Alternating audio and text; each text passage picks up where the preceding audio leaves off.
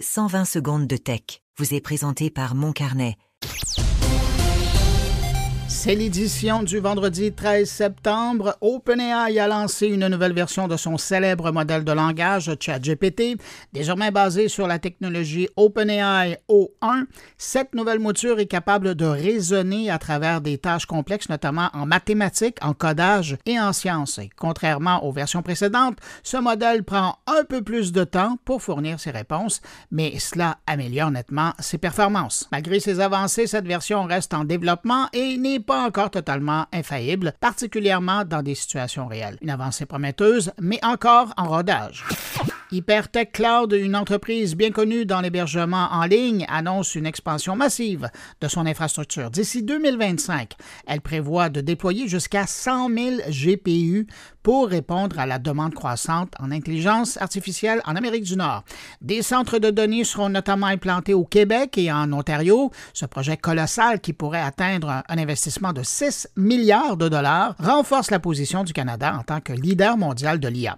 Fait intéressant, jusqu'à 50% de ces GPU seront réservés au marché canadien.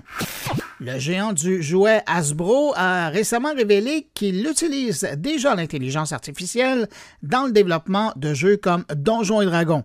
L'entreprise prévoit intégrer encore davantage l'IA dans ses processus de création. Meta a admis lors d'une enquête en Australie avoir collecté toutes les publications publiques sur ses plateformes depuis 2007 afin d'entraîner ses modèles d'intelligence artificielle. Bien que Meta assure que les comptes des mineurs n'ont pas été collectés, les photos d'enfants publiées sur les pages de leurs parents ont bien été incluses dans cette base de données. Et pour finir, Disney innove dans ses parcs à thème avec l'utilisation de la reconnaissance faciale. Grâce au logiciel Face Reader, les expressions faciales des visiteurs sont désormais analysées pour comprendre leurs émotions en temps réel. Cette technologie est actuellement utilisée au Shanghai Disney Resort et permet de recueillir des données par groupe démographique afin de corriger les billets des études antérieures basées sur des questionnaires. C'est tout pour cette semaine. À lundi. Pour suivre l'actualité numérique en profondeur, abonnez-vous à Mon Carnet. Articles, entrevues, discussions et réflexions sur le monde numérique vous y attendent. moncarnet.com